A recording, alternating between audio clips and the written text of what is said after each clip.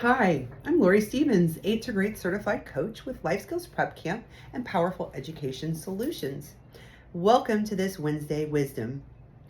Monday Minute, we started talking about what it's like for children when they hear that they're going to be retained and why it's important for you as a parent to maybe know what to do in this situation. And it goes back to what we talked about last week, which is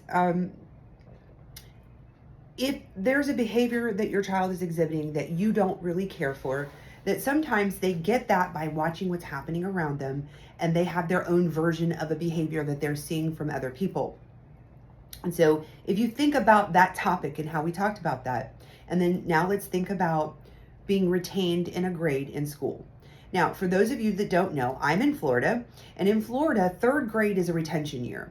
So we've started doing the FAST testing, and that's the achievement testing, and they do it periodically. I think they do it 3, maybe 4 times a year, where they're given the test of content of everything that they would have that school year. And so as they're exposed to new things, presumably that score will go up, and by the end they should get a certain score. And if they don't get that score, then they are looked at for retention. So there's a lot of things that go into it, but this is the time of year that teachers are starting going, hi, your kid's not doing great and they're in danger of being retained. And I've gotten quite a few phone calls from parents who are freaking out thinking about their child being retained. Now, if we think about retention or being held back in a grade when maybe we were children, there was more of a stigma attached to that because it just everybody seemed to know everybody else's business. But in today's world, it's not as big of a stigma, and other kids don't notice as much. And yes, children can be mean sometimes, but the biggest thing that happens when a child gets retained is if the parents are upset about it and think, well, what does that say about me or my child? That child is going to take that on as well, and they're going to think it's horrible. They're going to think it's horrible anyway to have to sit through a whole school year of learning again of the same material. They're going to feel bad about that. But we as the parent, we as the adult, giving them that information, our attitude is essential in how we tell them and how we present ourselves. And so when we talk to our child about the idea of having to be in the same grade another year, if we tell them it's an opportunity, first of all. Opportunity is inherently good, right? So we tell them it's an opportunity to really make sure you've got this stuff.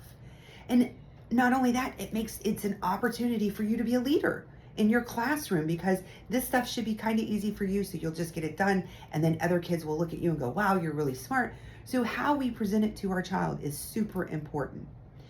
And something I want to caution you about is if you're saying something to your child but your energy doesn't back what you're saying, so you're saying, oh, it's a great opportunity, but you're really going, oh, it's really a great opportunity, they know you're faking it. Okay, so just be okay with it with yourself.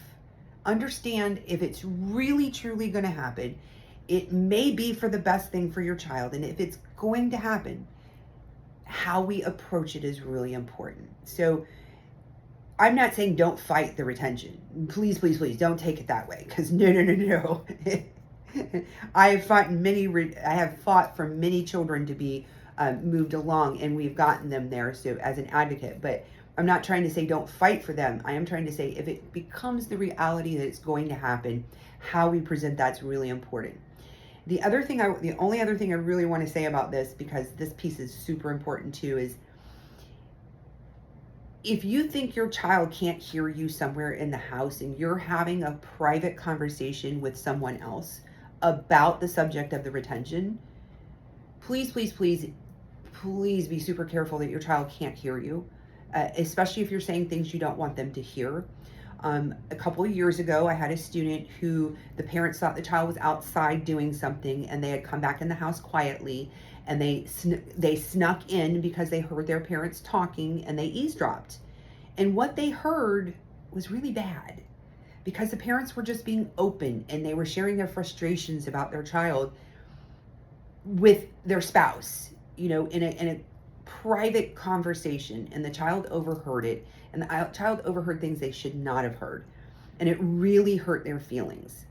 Now, ultimately, that catapulted them in a good trajectory, but it really hurt their feelings, and it took a lot of convincing on my part working with that student to get them past that.